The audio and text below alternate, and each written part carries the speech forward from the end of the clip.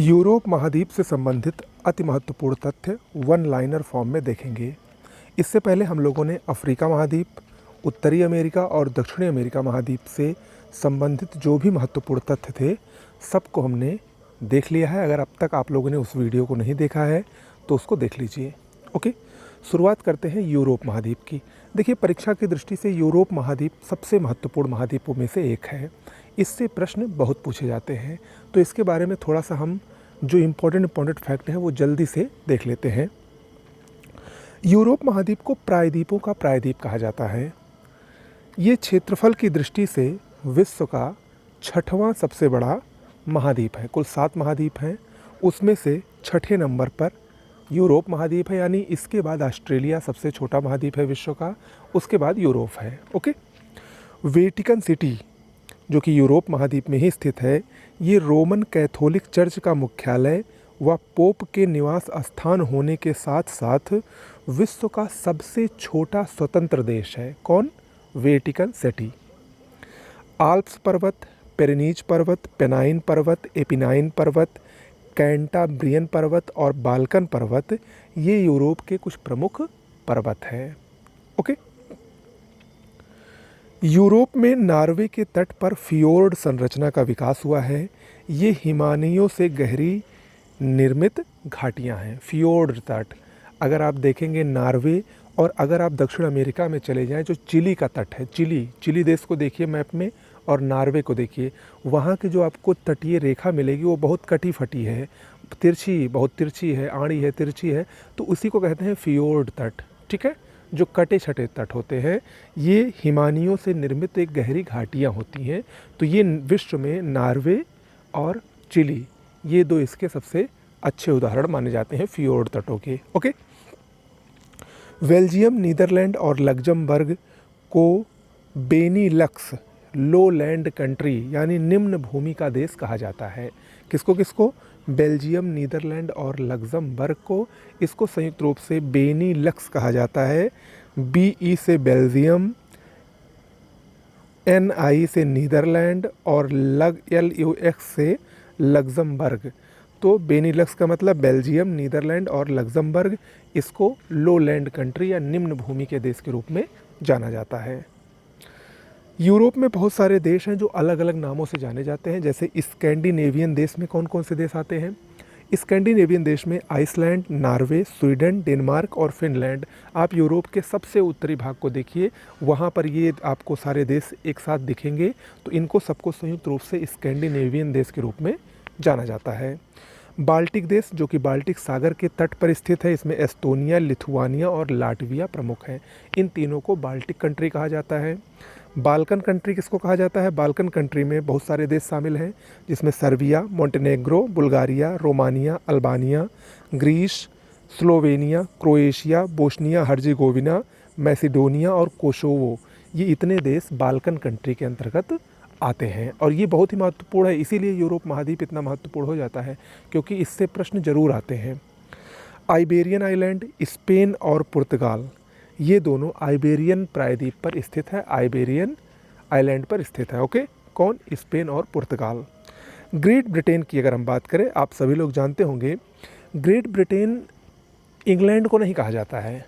ठीक है, great Britain में संयुक्त रूप से इंग्लैंड, स्कॉटलैंड और वेल्स, ये तीनों देशों को संयुक्त रूप से मिलाकर हम लोग ग्रेट ब्रिटेन के नाम से जानते हैं। ठीक है, जबकि जो यूनाइटेड किंगडम अक्सर आप लोग सुनते हैं, तो यूनाइटेड किंगडम अगर कहा जा रहा है तो उसमें ग्रेट ब्रिटेन और उत्तरी आयरलैंड, ये दोनों संयुक्त रूप से मिले रहते हैं। तो यानी अगर यूनाइटेड किंगडम आए तो इसका मतलब है इंग्लैंड, स्कॉटलैंड, वेल्स और उत्तरी आयरलैंड। चूँकि इंग्लैंड, स्कॉटलैंड और वेल्स को हम संयुक्त रूप से ग्रेट ब्रिटेन कहते हैं, इसलिए ग्रेट ब्रिटेन प्लस उत्तरी Ireland is equal to United Kingdom. Okay, भौगोलिक रूप से स्कैंडिनेवियन प्रायद्वीप में नॉर्वे, स्वीडन और फिनलैंड को सम्मिलित किया जाता है, लेकिन भाषा और संस्कृति के आधार पर डेनमार्क और आइसलैंड को भी इसमें शामिल कर लिया गया है। तो 5 देश या 3 देश कोई भी आए, आप अपने अनुसार उसको देख लीजिएगा। ओके, इस क्षेत्र में स्थित फिनलैंड को 1000 झीलों का देश तथा नॉर्वे को मध्य रात्रि के सूर्य का देश कहा जाता है। माउंट ब्लांक, ये आल्प्स पर्वत की सबसे ऊंची चोटी है, जिसकी ऊंचाई 4807 मीटर है, जबकि अन्य प्रमुख पर्वतों में पेरेनीज और काकेसस प्रमुख हैं। पश्चिमी तटों पर उत्तरी अटलांटिक प्रवाह जो कि गर्म जलधारा है, इसके प्रभाव से तटीय क्षेत्रों में बर्फ़ का जमाव नहीं हो पाता है, जिससे जलयानों हेतु मार्ग वर्ष भर आसानी से सुलभ हो पाता है, चलता रहता है वर्ष भर आवागमन जल के माध्यम से। यूरोप के दक्षिणी पूर्वी क्षेत्र में शीतोष्ण घास के मैदान का विस्तार है, जिसे यूक्रेन में स्टेपीज कहा जाता है और हंगरी में पुष्टाज कहा जाता है। मोस्ट इंपॉर्टेंट है, हंगरी में पुष्टाज और यूक्रेन में स्टेपीज कैसे मैदान हैं? शीतोष्ण घास के मैदान हैं। यहाँ उपजाऊ मृदा के रूप में चरनोजम मिट्टी पाई जाती है। इस उपजाऊ क्षेत्र में गेहूं की विस्तृत खेती की जाती है। गेहूं का ये काफ़ी बड़ा क्षेत्र माना जाता है। यूक्रेन को आप लोग सुने भी होंगे, यूक्रेन को रोटी की डलिया कहा जाता है, क्योंकि वहाँ पर ये जो स्टेपीज़ हैं, स्टेपीज़ मैदान में गेहूं की काफ़ी मात्रा में खेती की जाती है। ओके, यूरोप के संसाधन और कृषि को देखें तो यूरोप में सर्वोत्तम किस्म का कोयला जर्मनी के सारवेसिन व रूर प्रदेश, रूर काफ़ी फेमस है कोयला के लिए, जर्मनी में ही स्थित है। उत्तरी फ्रांस व बेल्जियम के सारबेसिन तथा यूके के मिडलैंड पहाड़ी, पेनाइन पहाड़ी तथा उत्तरी व दक्षिणी वेल्स के क्षेत्रों में पाया जाता है। ये यूरोप में कोयले के भंडार हैं। यूक्रेन प्रमुख गेहूं उत्पादक देश है, जो विश्व का अन्न भंडार या रोटी की डलिया कहलाता है। इटली के लोम्बार्डी मैदान, मोस्ट इंपॉर्टेंट है, इटली का लोम्बार्डी मैदान चावल के उत्पादन के लिए विश्वविख्यात है। यूरोप के भूमध्य सागरीय प्रदेश में सेब, अंगूर, जैतून, अंजीर, आड़ू और संतरे की खेती की जाती है। जो भूमध्य सागर है उसके तट पर जितने भी देश स्थित है वहाँ पर इन सब की खेती काफ़ी मात्रा में की जाती है। यूरोप में चुकंदर की खेती भी चीनी के उत्पादन के लिए होती है। मत्स्य ग्रहण क्षेत्र के रूप में डॉगर बैंक व ग्रेट फिशर बैंक भी विश्व प्रसिद्ध है, जो कि यूरोप में ही स्थित हैं। यूरोप की प्रमुख नदियों की हम बात करें तो यूरोप की प्रमुख नदियों में पहली नदी है यूराल नदी। यूराल नदी ये मुख्य रूप से रूस और कजाकिस्तान में बहती है, यूरोप और एशिया की सीमा बनाती है। सबसे महत्वपूर्ण बात इसके बारे में यही है, यूरोप और एशिया की सीमा बनाती है कौन? यूराल नदी। वोल्गा नदी ये रूस की नदी है और ये यूरोप की सबसे लंबी नदी भी मानी जाती है। रूस में बहने वाली नदी यूरोप की सबसे लंबी नदी है। राइन नदी मोस्ट इंपॉर्टेंट है। राइन नदी स्विट्जरलैंड, जर्मनी, ऑस्ट्रिया, लिechtenstein, फ्रांस और नीदरलैंड देशों में बहती है। नीदरलैंड में इसके मुहाने पर रॉटरडम बंदरगाह स्थित है। यह यूरोप का सबसे व्यस्त अंतःस्थलीय जलमार्ग है। कौन? राइन नदी। ओके, लॉयर नदी ये फ्रांस की नदी है। इसके तट पर नॉन्टेस शहर स्थित है, जो कि कागज़ उद्योग के लिए बहुत ही प्रसिद्ध है। फ्रांस का नॉन्टेस शहर जो कि लॉयर नदी के तट पर स्थित है, कागज़ उद्योग के लिए विश्व प्रसिद्ध है। ओके, टॉगस नदी ये स्पेन और पुर्तगाल की सीमा बनाती है। रोन नदी स्विट्जरलैंड और फ्रांस में बहती है। इसके तट पर फ्रांस के लियोन और मार्सिले शहर स्थित हैं। ठीक है, किसके? रोन नदी। पो नदी, पो नदी मोस्ट इंपॉर्टेंट है, इटली की नदी है। इटली की इसको गंगा कहा जाता है और इटली की सबसे लंबी नदी है कौन? पो नदी। ओके, डेन्यूब नदी सबसे महत्वपूर्ण नदी है। डेन्यूब नदी Germany, Austria, Romania, Bulgaria, Slovakia, Hungary, Ukraine, Croatia और सर्बिया में होकर बहती है, यानी इन देशों से होकर गुजरती है। कुछ स्रोतों में माल्डोवा देश भी इसमें शामिल है, लेकिन इतने प्रमुख देश हैं। इसके तट पर वियना, ब्रातिस्लावा, बुडापेस्ट, बेलग्रेड जैसे 4 राजधानी शहर स्थित हैं। यह विश्व के सर्वाधिक 9 या 10 देशों से गुजरने वाली नदी है। ठीक है, हंगरी स्लोवाकिया की सीमा बनाती है, क्रोएशिया सर्बिया की सीमा बनाती है और रोमानिया बुल्गारिया देशों की राजनीतिक सीमा भी ये नदी बनाती है। विश्व के सबसे अधिक देशों से बहने वाली नदी है कौन? डेन्यूब नदी। ओके, अगली नदी है नीस्टर नदी। यह माल्डोवा की महत्वपूर्ण नदी है। माल्डोवा व यूक्रेन के मध्य लगभग सीमा बनाती हुई काला सागर में जाकर गिरती है। कौन? नीस्टर नदी। ओके, कुछ महत्वपूर्ण देशों से संबंधित तथ्य देख लीजिए। यूनाइटेड किंगडम की बात करें तो इसके अंतर्गत ग्रेट ब्रिटेन व उत्तरी आयरलैंड को शामिल किया जाता है। अभी हम लोगों ने ऊपर देखा, यूनाइटेड किंगडम इंग्लिश चैनल व डोवर जल संधि द्वारा यूरोपीय मुख्य भूमि से अलग होता है। ग्रीनविच रेखा या प्रधान देशांतर रेखा यूनाइटेड किंगडम की राजधानी लंदन से होकर गुजरती है। इंग्लैंड का लंदन शहर विदेशी वस्तुओं के पुनर्निर्यात के लिए प्रसिद्ध है तथा लंदन ग्लासगो जलपोत निर्माण के भी प्रमुख केंद्र हैं। ओके, सूती वस्त्र का प्रमुख केंद्र मैनचेस्टर है। आप सभी लोग इसका नाम जानते होंगे। मैनचेस्टर को सूती वस्त्रों की राजधानी कहा जाता है। वहीं ऊनी वस्त्र बनाने के कारखाने यॉर्कशायर में स्थित हैं।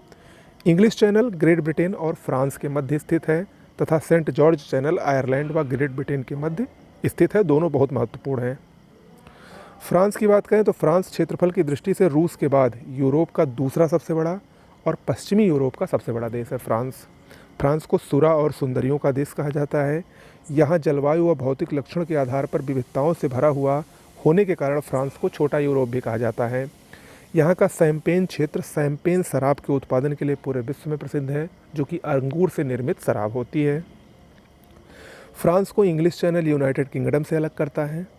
पेरेनीज पर्वत स्पेन से मोस्ट इंपॉर्टेंट है। यहाँ पर देखिए ये ही जो पर्वत है बार बार पूछे जाते हैं मिलान करने के लिए। फ्रांस और स्पेन की सीमा पेरेनीज पर्वत बनाता है।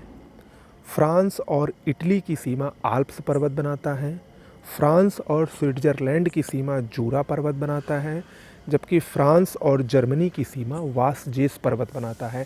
ये चारों पर्वत जो फ्रांस के विभिन्न देशों के साथ सीमाएं बनाते हैं बहुत ही महत्वपूर्ण हैं। अक्सर ये चाहे मिलान करने के लिए आए, चाहे ये सीधा सा प्रश्न पूछ लिया जाता है, तो इसको ध्यान से आप लोग देख लीजिएगा। जर्मनी की बात करें तो जर्मनी के उत्तर में डेनमार्क, जर्मनी की सीमाएं देख लीजिए। जर्मनी के उत्तर में डेनमार्क, पूर्व में पोलैंड और चेक गणराज्य, दक्षिण में ऑस्ट्रिया और स्विट्जरलैंड, पश्चिम में फ्रांस, लग्जमबर्ग, बेल्जियम और नीदरलैंड देश स्थित हैं। ठीक है। जर्मनी की प्रमुख नदियां Rhine, Ruhr, Main, Weser, Elbe, Oder और डेन्यूब हैं। राइन नदी फ्रांस और जर्मनी की सीमा बनाती है, वहीं ओडर नदी पोलैंड और जर्मनी की सीमा निर्धारित करती है। राइन नदी का प्रवाह भ्रंश घाटी में होता है, यानी ये भ्रंश घाटी में बहने वाली नदी है। रूर इसकी प्रमुख सहायक नदी है जो कोयले के लिए पूरे विश्व में प्रसिद्ध है। रूर बेसिन को जर्मनी का काला प्रदेश तथा यूरोप का औद्योगिक हृदय स्थल कहा जाता है। राइन और रूर के औद्योगिक क्षेत्रों में ही रूर जर्मनी की अधिकांश जनसंख्या रहती है। ठीक है।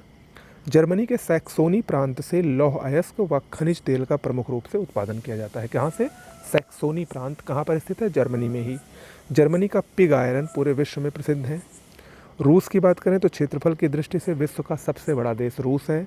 इसकी दक्षिणी सीमा काकेसस पर्वत, कैस्पियन सागर, कजाकिस्तान, मंगोलिया और चीन जैसे देशों से निर्धारित होती है। पूर्वी क्षेत्र में भूकंप और ज्वालामुखी से प्रभावित कमचटका प्रायद्वीप अवस्थित है। मोस्ट इम्पॉर्टेंट है मरमक्स बंदरगाह। ये आर्कटिक महासागर के तट पर स्थित रूस का एकमात्र बंदरगाह है जो वर्ष भर खुला रहता है, क्योंकि उत्तरी अटलांटिक प्रवाह के गर्म जल का प्रभाव इसके तटीय क्षेत्रों तक होने के कारण इसमें बर्फ़ नहीं जमती है और यहाँ पर साल भर ये बंदरगाह खुला रहता है आवागमन के लिए। कौन सा? मरमस्क बंदरगाह। मास्को जो कि रूस की राजधानी है, इसको 5 महासागरों का पत्तन भी कहा जाता है, जो नदियों और नहरों द्वारा कैस्पियन सागर, काला सागर, बाल्टिक सागर, लडोगा झील और श्वेत सागर के द्वारा आर्कटिक महासागर से जुड़ा है। ओके। ट्रांस साइबेरियन रेल मार्ग रूस में स्थित है। यह विश्व का सबसे लंबा रेल मार्ग है, जो रेल मार्ग सेंट पीटर्सबर्ग से आरंभ होकर प्रशांत महासागर के तट पर स्थित व्लादिवोस्टोक बंदरगाह तक जाता है। यह पूर्वी रूस के प्रमुख औद्योगिक क्षेत्रों को पश्चिमी रूस से जोड़ता है। डेनमार्क की बात करें तो विश्व में डेयरी उद्योग का सबसे बड़ा केंद्र डेनमार्क है। स्विट्जरलैंड और इटली के मध्य ग्रेट सेंट बर्नार्ड दर्रा तथा ऑस्ट्रिया व इटली के मध्य ब्रेनर दर्रा स्थित है। स्विट्जरलैंड के आल्प्स पर्वतीय क्षेत्र में विश्व की सबसे लंबी सुरंग गोथयार्ड है। कोपेनहेगन को बाल्टिक सागर की कुंजी तथा जिब्राल्टर को भूमध्य सागर की कुंजी कहा जाता है। माल्टा भूमध्य सागर में स्थित एक द्वीपीय देश है। यह सिसिली द्वीप के दक्षिण में स्थित है माल्टा। यूरोप का सबसे निम्नतम स्थान कैस्पियन सागर और सबसे उच्चतम स्थान माउंट एल्ब्रुस है। कैस्पियन सागर एक झील है, याद रखिएगा, इसको हम एशिया में पढ़ेंगे। सेविले शहर जो कि स्पेन का है, ये यूरोप का सबसे गर्म स्थान है। ओके, तो ये कुछ यूरोप के बारे में महत्वपूर्ण जानकारियाँ थी। उम्मीद करते हैं कि आपको पसंद आई होंगी। मिलते हैं नेक्स्ट वीडियो में। नमस्कार।